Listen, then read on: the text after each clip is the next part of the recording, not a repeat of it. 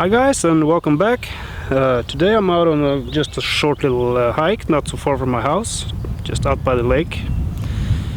And thought I'll show you some of my gear today, like the gear I started up with when I started this a couple of months ago. And yeah, how to bushcraft on a budget, basically. And we're gonna make a fire and we're gonna make some lunch. And just a camping sandwich or a hiking sandwich or whatever you want to call it, the easy way. So stay tuned, we'll get back into that. But first we're gonna get the fire going and make some lunch.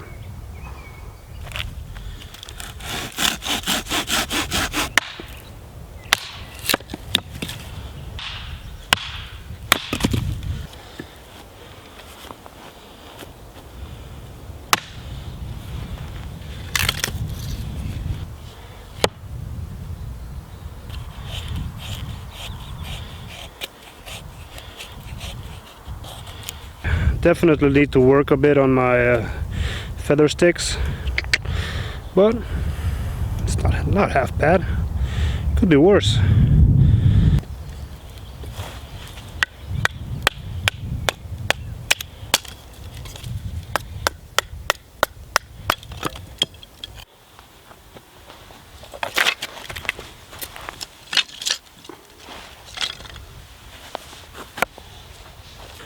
Okay, got some feather sticks, some kindling, and I'm gonna try out some of my homemade fire starters I made last couple of days when it was raining.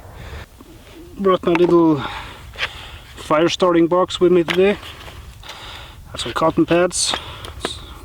Take the spark from the fire steel real easy. Some matches in there, a little candle. Some birch bark, a lighter, always nice to have, and I have some fat wood on a string. This is also really effective, but what I'm trying out today is one of these.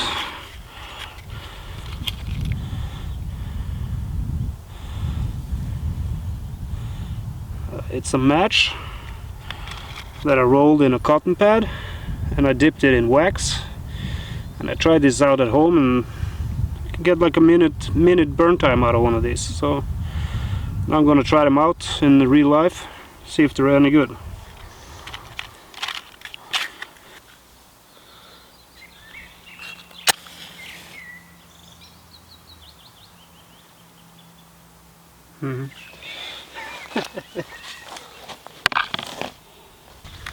Let's try that again.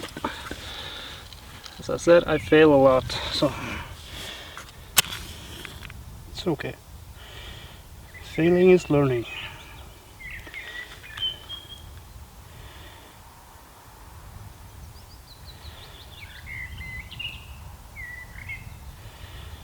Seems like that's going.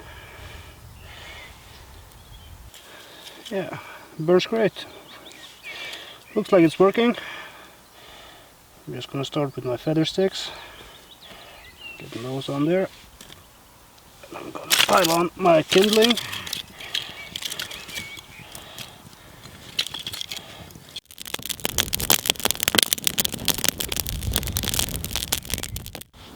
Okay, while we wait for the fire to get going and burn down to embers, I'm gonna show you my gear. This is like my basic bushcraft set, and it's all done on a budget, so pretty much everybody should be able to afford something like this if they want to start doing bushcraft and going out on day hikes or overnighters. Well, let's check it out. First I want to start with my backpack. This is this one. It's an old army surplus backpack. I paid like maybe $5-6 for this in an used item store. It has been used by the Norwegian army, And it has a metal frame, and leather and canvas, so it's really sturdy. It's going to take a beating. And it's been used since probably the, I don't know, maybe the 60s. So this is going to last a while, and it's a good alternative to buying like the expensive ones, an expensive new one. So like this backpack a lot.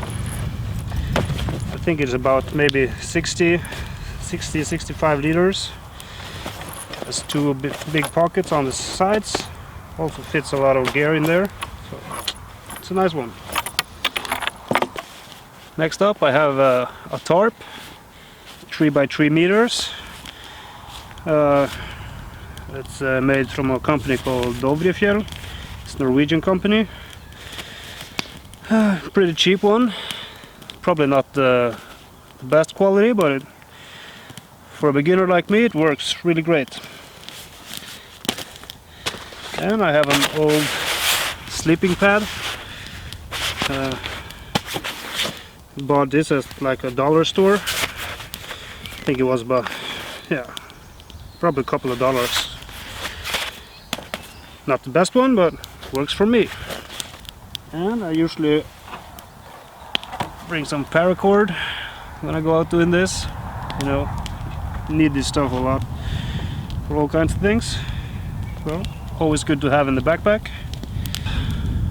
My first aid kit, when you're using knives and axes and making fires and stuff, this is always nice to have. It's just pretty basic. Has like bandages and band-aids, some burn gel, stuff like that. So don't go out and playing with knives if you don't have this. It's always good to have. And I have my fire kit, as you saw maybe earlier. You got also like basic stuff: fire steel, some matches, some fat wood, a lighter, and just some birch bark and stuff I pick when I'm out, and a candle. So in here you have about everything you need to get a fire going in most conditions.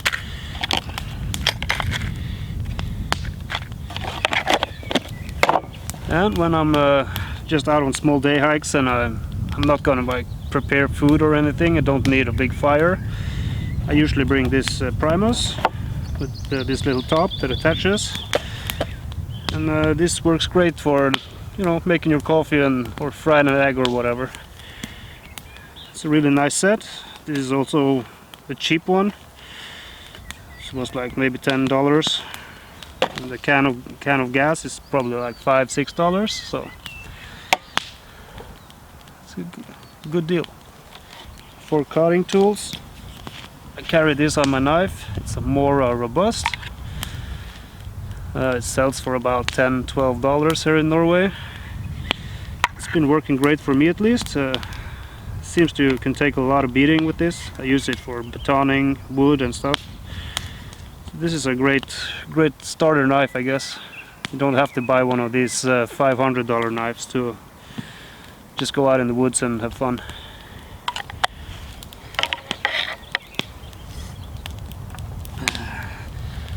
And for smaller trips, I usually bring my 8-inch Sami knife. This is a really nice tool. You know, you don't really need an axe if you bring this. You can chop down trees, split firewood. I also use it as a can opener and cutting bread, and you know, it's broad enough that you can paddle a canoe with it if you have to. So this is my most expensive piece of gear. I got this for Christmas from my girlfriend a couple of years ago. Been using this a lot when I go out fishing and stuff. I really love this knife. Great knife. It's a really traditional knife. The Sami people of Norway have been making this shape of knife for, yeah, who knows how long. For a long time. This was about I'm guessing $150 or something for one of these. and they come in all sizes, even longer than this. My folding saw, this was paid about $5 for this one. It's a pull action only saw, and it's been working really great for me. It's held up for months now. Been cutting a lot of wood with it, and a real practical tool to bring if you're going to make fires or make a shelter or anything like that. And today I also brought my axe. It's just an old axe I found in the basement. God knows how old it is. It was all rusty and dinged up when I got it, so I just sanded it down, sharpened the edge, and put some paracord on it, also back here so I can hang it up. Yeah, it does the job. I usually bring a pair of gloves, always nice to have when you're around the fire or chopping wood. I have my coffee kettle.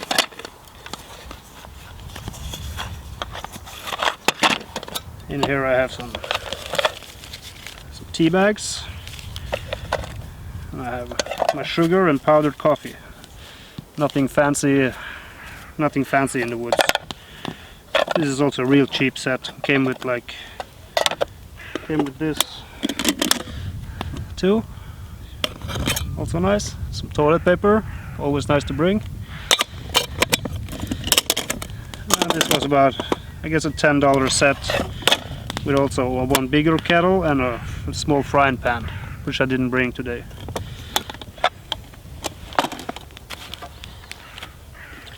I have a aluminum water flask. Paid about $5, I guess, for this, maybe $6. Been working okay. Nice to have water. I have one of these, a spork, always nice to have. And if you don't want to buy one, you can do like me, just carve your own spoon. It's a fun project to have when it's raining out or days you really can't go out bushcrafting. Just get a knife and a piece of wood and try to make one of these. It's been working great, and it's a fun little project. And I have my kuksa for coffee and tea. Just did not make this one myself. I bought this one. It was a bit overpriced, I think, but yeah, I just really like the look of it, and I just had to have it, so I bought it. So that was my gear. I really didn't need to bring all of these things today. Like for instance, I would probably not bring an axe just for this little day trip when I brought my sawmi knife, and but it was for showing you guys and for this video. So now I'm starting to get hungry, as always. I have a big belly who needs a lot of filling. So let's get to lunch and coffee.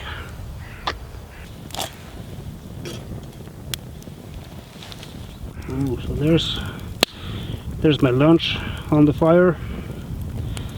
So it's a surprise. Let's see what's inside when it's finished.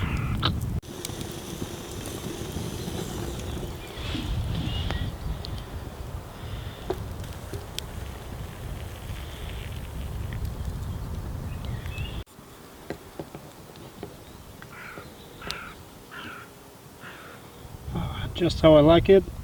Black with a lot of sugar in it.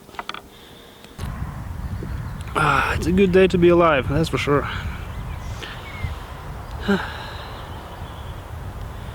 Cheers. Okay, lunchtime. Let's open it up and check it out.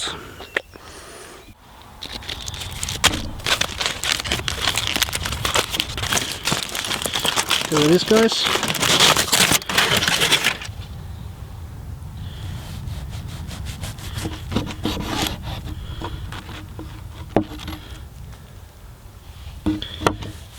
Bush sandwich, just 2 slices of bread, some garlic butter, some Jarlsberg cheese, smoked turkey, and peppers. Just wrapped in aluminum foil and put it straight on the fire. Melted cheese in there. So there we go. Sandwich on the fire.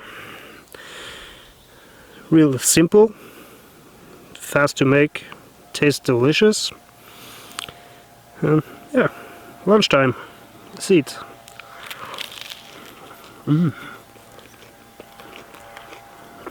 Nice and crispy too.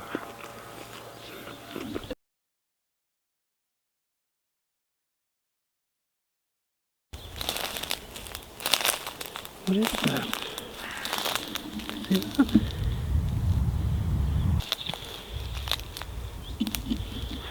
What the fuck is that?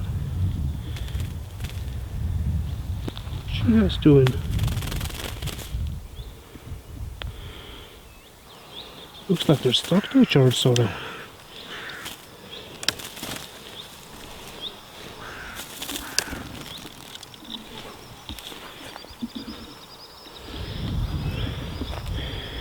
You ever seen something like that? Two birds stuck to each other. I'm gonna see if I can capture it. Looks like something's wrong.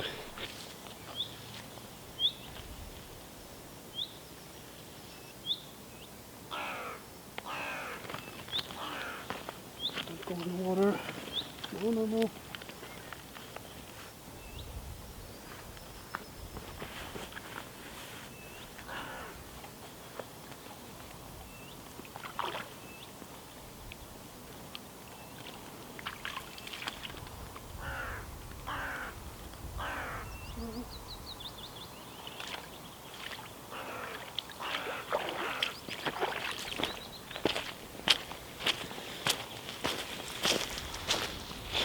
Look at that.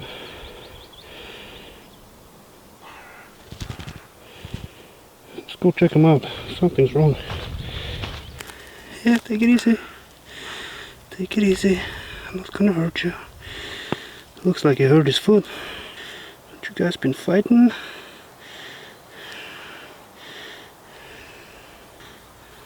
I know it hurts. Take it easy.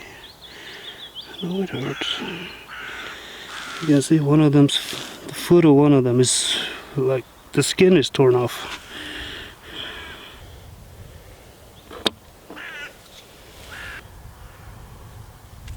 You're free to go, both of you.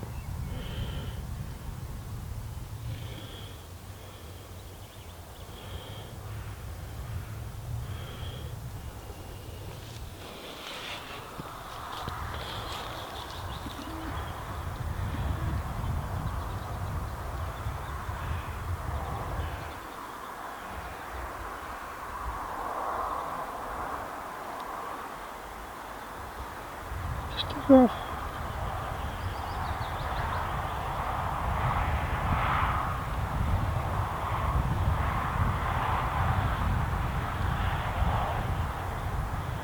I don't know what's wrong with these guys. Looks like they've been fighting, and one of them got his foot twisted into the feathers of the other one, so they were stuck together. So this one here in the back looks like he got his he hurt his leg. The skin was torn off the leg. It was like bloody. There he goes. You too hurt to fly? Yeah. One of them flew off. It looked fine. It was flying nice, and both his legs looked fine. But the other one had his leg destroyed. The skin was torn off and it was bleeding, and one of his wings were all limp. And yeah, he flew maybe a couple of meters and just crash landed and was jumping around on the ground. It didn't look well at all, so I put an end to his misery. Kind of sucks, but I think it was the right thing to do, because you know, can't just let him. He would starve to death and just have a slow, painful death if not, or some some predator would come and pick him off. But as you hear, there's a lot of crows here, so they would spot him pretty fast and eat him. So just put him out of his misery. I hope that was the right thing to do. It was not fun, but I think it's better than him just starving to death on the ground. So, okay guys, that's it for this time. Thanks for watching. And kind of sucks I had to kill that bird, but I think it was the best thing to do. I don't like the thought of it like just dying slowly by itself on the ground here, or getting eaten by a crow or something. But so yeah, that was not so much good vibes, but life can't be all good vibes. So until next time, vibes, and some good vibes.